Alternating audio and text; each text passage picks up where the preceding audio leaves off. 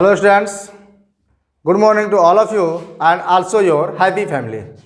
Dear students, I am English teacher Akasi and you are most welcome at my YouTube channel Expert Education by Akasi. Dear students, today I shall teach you about the past perfect tense. So let's start. Dear students, आज हम लोग past perfect tense के बारे में पढ़ेंगे, इसलिए हम चाहें कि आप सभी लोग अपना कॉपी कलम लेकर के बैठ जाइए और पूरा वीडियो को अंत तक लास्ट तक देखकर ही वीडियो को फिनिश कीजिएगा। ओके, हाँ, एक बात आपको हम बताने का प्रयास करेंगे कि जब आपको हम पास्ट परफेक्ट पढ़ाएंगे तो सिर्फ पास्ट परफेक्ट नहीं, इसकी संबंधित और भी अन्य जानकारियां, जैसे पास्ट परफेक्ट का इसका आइडेंटिफिकेशन, बनाने का नियम, उसके साथ साथ इसका वॉइस कैसे बनाते हैं, कुछ हद तक इसका नरेशन में क्या यूज होता है, उसके बाद कुछ हद तक इसका क्वेश्चन टैग में क्या यूज होता है, उसके साथ साथ इसमें पास्ट परफेक्ट और फ्यूचर परफेक्ट में क्या अंतर है, कब, जब दो सेंटेंसेस को कंबाइन किया गया हो तब। ये सारे बातें हम लोग पढ़ेंगे आज के इस वीडियो में, इसलिए आप सभी लोग अंत तक पूरा वीडियो को देखने का पूरा प्रयास कीजिएगा। Okay, nice, thank you, let's start.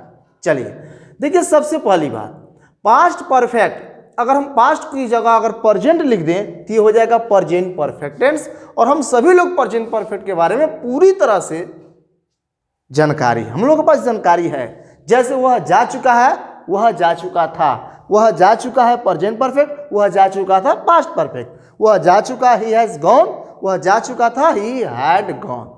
तो यही है, हमने बोला कि इसमें सहायक क्रिया के रूप में मुख्य रूप से हैड का प्रयोग किया जाता है। जब पास्ट परफेक्ट का मैटर होगा तो मुख्य रूप से सहायक क्रिया हैड विथ एनी सब्जेक्ट, कोई भी कर्ता हो, चाहे कर्ता एक वचन हो, चाहे कर्ता बहुवचन हो, किसी भी कर्ता के साथ सहायक क्रिया हैड का प्रयोग होगा। बोलिए, एनी डाउट? और दूसरा बात, इसमें जो मुख्य क्रिया का रूप होगा वो तीसरा रूप होगा, किसके साथ? तो हर स्थिति के साथ, हर कंडीशन के साथ। इसमें नो अनदर कंडीशन अप्लाई, कोई अनदर कंडीशन नहीं, हर परिस्थिति में, हर स्थिति में मुख्य क्रिया का तीसरा रूप। तो ये रहा पास्ट परफेक्ट का एक छोटा सा जानकारी। अब हम लोग इसका डिटेल्स स्टडी करने का प्रयास करते हैं। Okay, thank you. We see identification, that is पहचान। जिस हिंदी वाक्य के मुख्य क्रिया के अंत में चुका था, चुकी थी, चुके थे लगा, जैसे हम लोग वहां समय पर पहुंच चुके थे, हम लोग वहां समय पर पहुंच चुके थे, ये पहुंचना क्रिया है। तो जब भी आप ऐसा सेंटेंस देखेंगे जब मुख्य क्रिया के लास्ट में ये चुका था, चुकी थी, चुके थे लगा हो, वो होगा पास्ट परफेक्ट। जैसे वह गेंद खेल चुका था, वह चाय पी चुकी थी, मेरे पिताजी घर पर आ चुके थे, वे लोग अपना कार्य पूरा कर चुके थे। या अथवा या था, ये थी, ये थे लगा रहता है, तो ऐसे वाक्यों को पास्ट परफेक्ट टेंस में समझते हैं। लगा रहता है तो ऐसे वाक्यों को पास्ट परफेक्ट टेंस में समझते हैं। जैसे कि अगर बात किया जाए, वह पहले पटना कभी नहीं गया था, याद था। या वे लोग गेंद नहीं खेले थे, मेरी माँ आज भोजन नहीं बनाई थी, वह सुबह में चाय नहीं पिया था। कुछ और एग्जाम्पल, जैसे कुछ कंबाइन में इसका एग्जाम्पल हो सकते हैं। जैसे मेरे स्टेशन पहुंचने के पहले गाड़ी खुल चुकी थी, उसके बाद जब मैं घर पहुंचा वर्षा घर जा चुकी थी। वर्षा, आप ये मत, हम नेचुरल वर्षा की बात नहीं कर रहे हैं, आपके बगल या किसी के बगल की वर्षा की बात कर रहे हैं, अर्थात जब मैं घर पहुंचा वर्षा घर जा चुकी थी। तो ये सेंटेंसेस होते हैं किसमें? पास्ट परफेक्ट में। ओके, बोलिए, कोई doubt, any problem? Okay, nice. अब चलिए हम लोग स्टार्ट करते हैं इसको बनाने का नियम। इसको बनाने का नियम, इसका अनुवाद कैसे बनेगा, तो देखते हैं हम लोग। जैसे मान लीजिए रूल ऑफ मेकिंग ट्रांसलेशन, अनुवाद बनाने का नियम। रूल ऑफ मेकिंग ट्रांसलेशन, अनुवाद बनाने का नियम। तो देखते हैं इसका अनुवाद कैसे बनता है। तो डियर स्टूडेंट्स, अब हम लोग ये सारी बातें समझ गए। पास्ट परफेक्ट होता क्या है, इसमें सहायक क्रिया क्या लगता है, इसमें मुख्य क्रिया के किस रूप को लिखा जाता है, ये सारी बातें हम लोग समझ गए। अब हम लोग इसके बनावट की ओर बढ़ते हैं कि इसका अनुवाद कैसे बनाएं। सबसे पहले हम शुरुआत करते हैं स्ट्रक्चर फॉर अफर्मेटिव सेंटेंस, जो सकारात्मक वाक्य। इसका बनाने के लिए सबसे पहले सब्जेक्ट, उसके बाद हैड, उसके बाद मुख्य क्रिया का तीसरा रूप, उसके बाद ऑब्जेक्ट, उसके बाद अदर वर्ड। जैसे वह घर जा चुका था, he had gone to house. वह घर जा चुका था, he had gone to house. या वह आज घर सुबह में पहुंचा था, वह आज घर सुबह में पहुंचा था। इसका अंग्रेजी बना सकते हैं, वह पहुंचा था, ही हैड रीच्ड। कहाँ पहुंचा था, तो घर, टू हाउस। कब, तो आज। उसके साथ साथ भी कब, तो इन द मॉर्निंग। बोलिए क्या कोई दिक्कत है, बन जाएगा। अर्थात ही हैड रीच्ड, वह पहुंच चुका था, टू हाउस, घर पर, टुडे इन द मॉर्निंग, वह आज सुबह में घर पर पहुंच चुका था। इसको हम ऐसे बना सकते हैं, he had reached to house in the morning today, वह आज सुबह में घर पहुंच चुका था। तो बोलिए अफर्मेटिव का कोई दिक्कत, एनी प्रॉब्लम, बन जाएगा। चलिए नाइस, आगे देखते हैं। अगला स्ट्रक्चर फॉर नेगेटिव सेंटेंस, नकारात्मक वाक्यों का अनुवाद। अगर वाक्य नकारात्मक हो, नेगेटिव हो, तो इसका अनुवाद कैसे बनता है देखते हैं। देखिए कुछ नहीं करना है, अगर आप अफर्मेटिव समझ चुके हैं तो यकीनन नेगेटिव समझने में कोई दिक्कत नहीं है। बस खाली इसमें क्या है, तो नोट को खाली एडजस्ट कर देना है, दैट्स लास्ट। सिर्फ नोट को उसके जगह पर लगा देना है। कौन सा जगह है, तो सहायक क्रिया के ठीक पहले। सहायक क्रिया हैड है, किसी भी कर्ता के साथ हैड लग सकता है। सहायक क्रिया के ठीक पहले नॉट का प्रयोग करेंगे। बोलिए कोई दिक्कत, आगे देखते हैं। अर्थात कहने का मतलब ये है कि स्ट्रक्चर फॉर अफर्मेटिव सेंटेंस और नेगेटिव का subject had not, main verb का third form, object plus other word. उसके बाद देखते हैं आगे क्या होता है। जैसे एग्जाम्पल के तौर पर, घटना स्थल पर मैंने किसी को नहीं देखा था। घटना स्थल पर मैंने किसी को नहीं देखा था, तो यहां पर हो जाएगा मैंने घटनास्थल पर किसी को नहीं देखा था, मैंने किसी को नहीं देखा था। आई हैड, यहां पर हो जाएगा नॉट सीन, मैंने किसी को नहीं देखा था। I had not seen no one,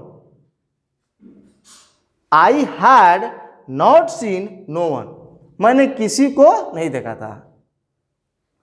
ठीक, on the place of occurrence, घटना स्थल पर, घटना स्थल पर। I had not seen no one on the place of occurrence, मैं घटना स्थल पर किसी को नहीं देखा था।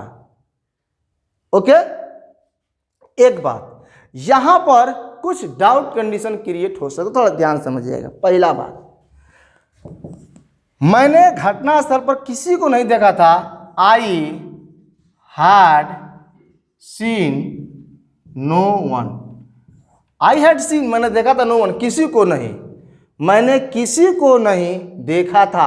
अर्थात मैंने किसी को नहीं देखा था, I had seen no one. और यह सेंटेंस सही है, क्योंकि जो नो वन है वो खुद नोट को संभाल ले रहा है, इसलिए ऐसी स्थिति में नोट को यहां पर लगाना किसी भी तरह से जरूरत नहीं है। बोले समझ रहे हम क्या कहना चाह रहे हैं। हमने नोट लगाकर दिखाने का प्रयास किया कि जो नोट का जो सेंस है नेगेटिव का, नो वन मतलब किसी को नहीं, नो वन मतलब किसी को नहीं, किसी को नहीं और देखा था, मैंने किसी को नहीं देखा था, सेंस है। अब यहाँ पर आप सोचिए कि सर नोट क्यों नहीं लगेगा या लगना चाहिए, तो आपका सोचना पूरी तरह से गलत है। अर्थात आई हैड सीन, मैंने देखा था, नो वन किसी को नहीं, अर्थात मैंने किसी को नहीं देखा था on the place of occurrence, घटना के स्थल पर। या इसी को दे दिया जाए कि वह आज सुबह में घर नहीं पहुंच चुका था, वह आज सुबह में घर नहीं पहुंच चुका था। तो इसका हो जाएगा ही हैड नॉट, यहीं पर हम लगा देंगे he had not reached to house today in the morning. वे लोग आज विद्यालय नहीं गए थे। They had not gone to a school today, वह आज खाना नहीं खाया था। He had not eaten food today. तो अब बोलिए अफर्मेटिव नेगेटिव, कोई दिक्कत, एनी प्रॉब्लम? Okay nice. तो अब हम आपसे उम्मीद रखते हैं कि अफर्मेटिव का सेंटेंस और नेगेटिव का सेंटेंस में कोई भी दिक्कत नहीं होना चाहिए। बस अंतर यही है कि सहायक क्रिया हैड होगा, नेगेटिव होगा तो हैड के बाद नॉट होगा। ओके चलिए अब हम लोग बढ़ते हैं इसके इंट्रोगेटिव की दुनिया में, इसके इंट्रोगेटिव अर्थात प्रश्नवाचक की दुनिया में। तो आपको पता ही होगा कि अगर वाक्य प्रश्नवाचक हो, अगर वाक्य प्रश्नवाचक हो, इंट्रोगेटिव हो, तो इंट्रोगेटिव को सिर्फ सहायक क्रिया के ही दम पर बनाया जाता है और दूसरा कोई भी वर्ड नहीं होता है। और आप जान चुके हैं कि सहायक क्रिया हैड, सहायक क्रिया ओनली हैड, नथिंग एल्स, और कुछ नहीं। तो देखते हैं इसको 3 फेज में बनाया जाता है, आपको पता ही है। पहला होता है सिंगल इंट्रोगेटिव। पहला क्या होता है? Single interrogative. सिंगल इंट्रोगेटिव का स्ट्रक्चर सबसे पहले लिखेंगे हैड, सबसे पहले क्या लिखेंगे? हैड। उसके बाद लिखेंगे सब्जेक्ट, उसके बाद लिखेंगे मुख्य क्रिया का तीसरा रूप, उसके बाद ऑब्जेक्ट, ऑब्जेक्ट जो कार्य को पूरा किया, उसके बाद अदर वर्ड, और लास्ट में जरूर लगा देंगे ब्रह्मास्त्र मिसाइल। क्या? Question mark. ये क्वेश्चन मार्क दिखाता है कि given sentence which type of expression gives, अर्थात दिया गया वाक्य कैसा, किस प्रकार के वाक्यों को अभिव्यक्त करता है।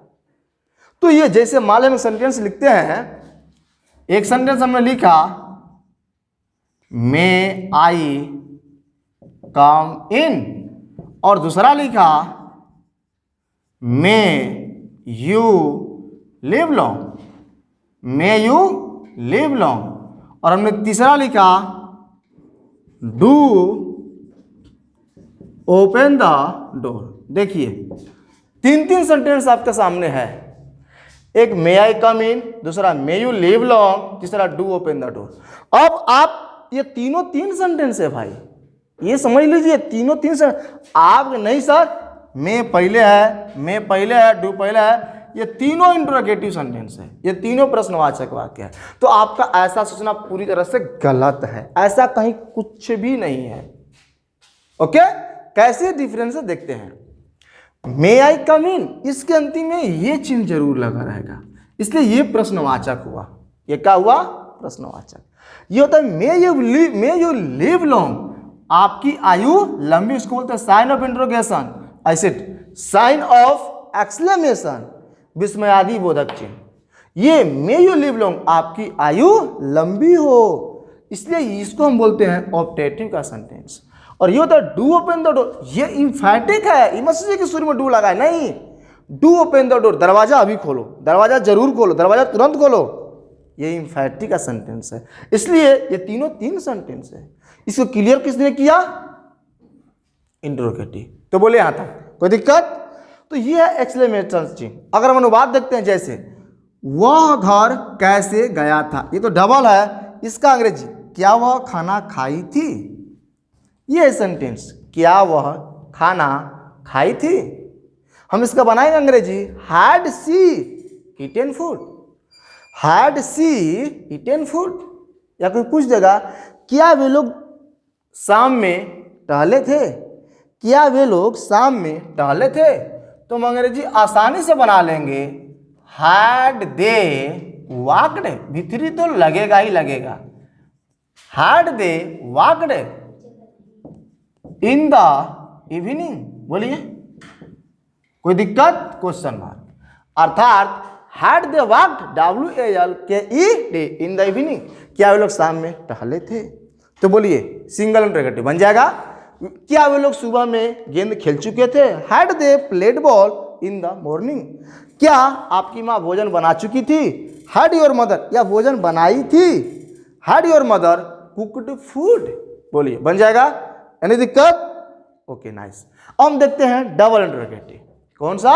डबल। अर्थात डबल कहने का मतलब है कि प्रश्न बीच में रहेगा, जैसे वह कब गेंद खेल चुका था, वह कहाँ रह चुका था, वह सुबह में गेंद कैसे खेल चुका था, वह सुबह में खाना कब खाया था। ये सब सेंटेंसेस देखते हैं क्या इसका स्ट्रक्चर बोलता है। सबसे पहले क्वेश्चन वर्ड, सबसे पहले हम क्या लिखेंगे, क्वेश्चन वर्ड प्रश्नवाचक शब्द, उसके बाद हैड, उसके बाद सब्जेक्ट, उसके बाद मुख्य क्रिया का तीसरा रूप, उसके बाद ऑब्जेक्ट, उसके बाद अदर वर्ड और लास्ट में लिखेंगे क्वेश्चन मार्क। लास्ट में क्या लिखेंगे, क्वेश्चन मार्क। जैसे वह घर कैसे गया था, यह है आपका प्रश्नवाचक शब्द।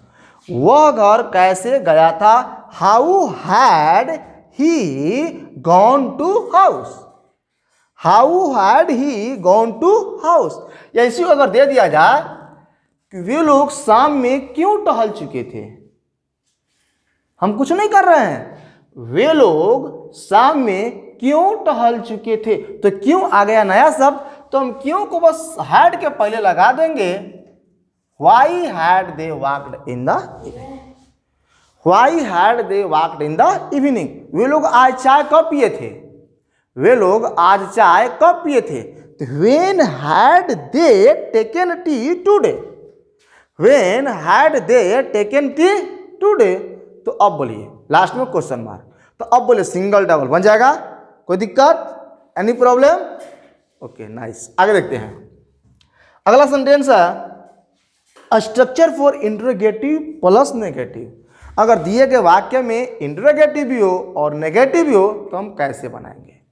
तो ऐसी स्थिति में सबसे पहले क्वेश्चन वर्ड, सबसे पहले वही नियम है, बस एक स्टेप यही करना है कि नॉट को कर्ता के बाद, बस और कुछ नहीं, नॉट को कर्ता के बाद बाकी जस का तस। जैसे एग्जाम्पल के तौर पर तुम्हारा दोस्त कल विद्यालय क्यों नहीं आया था, तुम्हारा दोस्त कल विद्यालय क्यों नहीं आया था। अगर हम नहीं को छोड़ दें तो तुम्हारा दोस्त कल विद्यालय क्यों आया था, why had your friend come to school yesterday, लेकिन नॉट है, हमने यहाँ पर नॉट लगा दिया, अर्थात तुम्हारा दोस्त कल विद्यालय क्यों नहीं आया था, why had your friend not come to school yesterday. वे लोग आज सुबह में गेंद क्यों नहीं खेल चुके थे, या वे लोग आज सुबह में गेंद क्यों नहीं खेले थे। ये सेंटेंस अगर बना के दिखाते कैसे बनेगा, वे लोग आज सुबह में गेंद क्यों नहीं खेले थे, हो जाएगा why had they not played ball today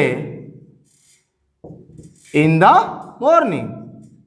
बोलिए कोई दिक्कत, अर्थात why had they not played ball today in the morning, वे लोग आज खाना क्यों नहीं खाए थे, why had they not eaten food today. तो अब बोलिए single double interrogative plus negative affirmative negative, अब पूरा क्लियर, कोई doubt, any problem, okay nice. हम भी आपसे ये उम्मीद रखते हैं कि जो हम लोग पढ़ लें एकदम क्लियर, उसमें 1% भी डाउट नहीं होना चाहिए। अगर इतना बताने के बाद भी अगर आपको डाउट रह जाता है, कोई प्रॉब्लम रह जाता है, तो कमेंट बॉक्स में जाकर डायरेक्ट कमेंट कीजिए, इसमें कुछ भी सोचने और घबराने की ज़रूरत नहीं है। अब थोड़ा सा इसका जो एक्स्ट्रा पॉइंटेज है हम कुछ उसको हिंट करते हैं, आप दिमाग में अच्छी तरह से बैठा लीजिएगा क्योंकि वो आगे आपको बहुत ही हेल्प करने वाला है। ओके, तो उन पॉइंट्स को भी देखते हैं, वो पॉइंट क्या क्या है। हमने बोला पहला बात, इसमें कंबाइंड सेंटेंस होते हैं। क्या होते हैं? Combined sentence.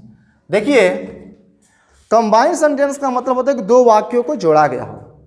एक बात, दोनों में दो वाक्यों को जोड़ा जाता है, पास्ट परफेक्ट में भी और फ्यूचर परफेक्ट में भी। अगर पास्ट परफेक्ट में जोड़ा गया हो, जैसे शिक्षक के आने से पहले विद्यार्थी वर्ग में आ चुके थे। फ्यूचर परफेक्ट, शिक्षक के आने से पहले विद्यार्थी वर्ग में आ चुके होंगे। तो हम दोनों को कैसे कैसे बनाएंगे? पहले एग्जाम्पल यहाँ पर लिखा हुआ है, तुम्हारा दोस्त, नहीं, वर्षा होने के पहले फसलें सूख चुकी थी। वर्षा होने के पहले फसलें सूख चुकी थी। इसका हो जाएगा crops had dried, crops had dried up before it रेन्ड। ये V2 है, ये क्या है? V2 है। वर्षा होने के पहले फसलें सूख चुकी थी, पहला बात। जो काम पहले होता है उसको हम पहले लिख लेंगे, जिसमें चुका था चुकी थी चुके थे, या था ये थे लगा हो, उसको परफेक्ट का नियम को फॉलो करेंगे। हम एक दोनों को लेकर के देखते हैं जो पास्ट परफेक्ट भी बने और फ्यूचर परफेक्ट। जैसे शिक्षा के आने से पहले विद्यार्थी वर्ग में आ चुके थे, इसका अंग्रेजी बनेगा विद्यार्थी वर्ग में आ चुके थे। Students had come in the class. Students had come in the class before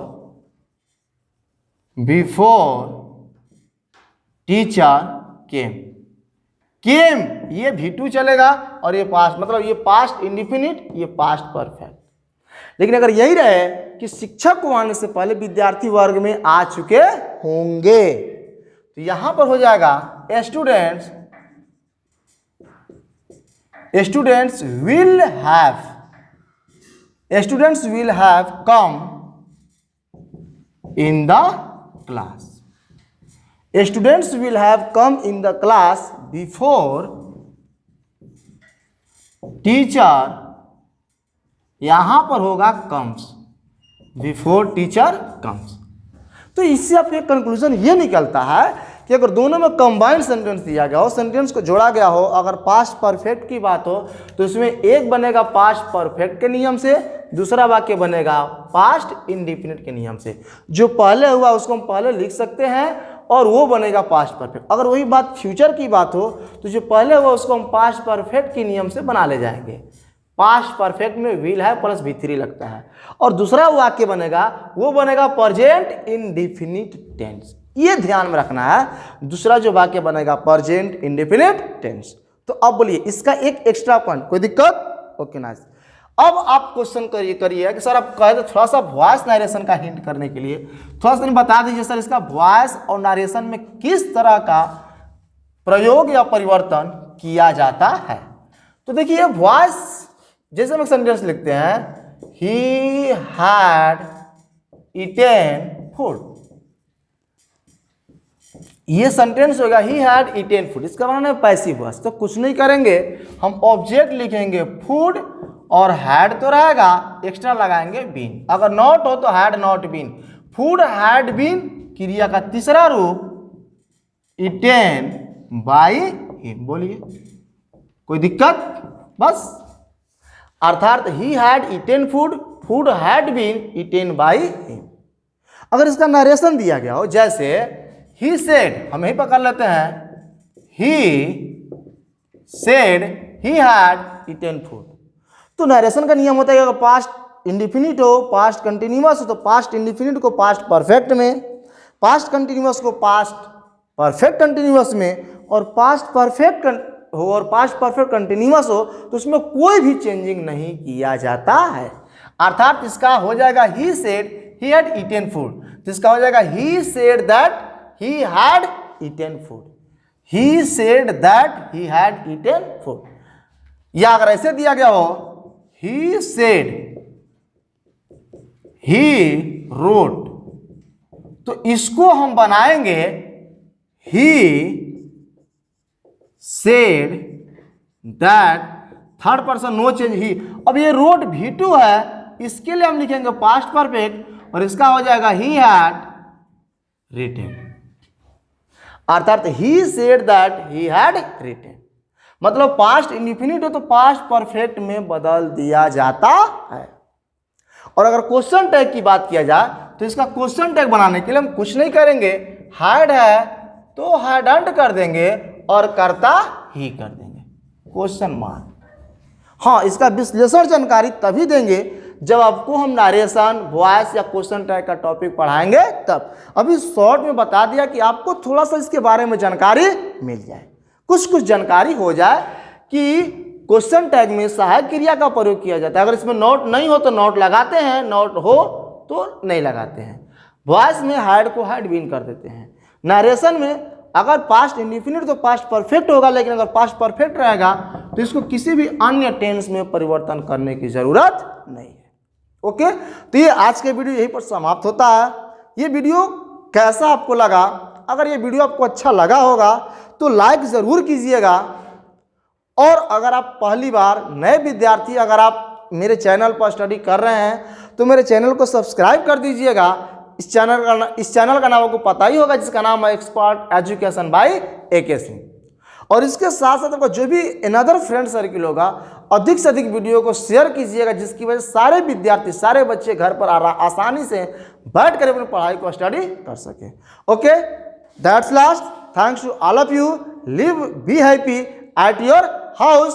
that's last.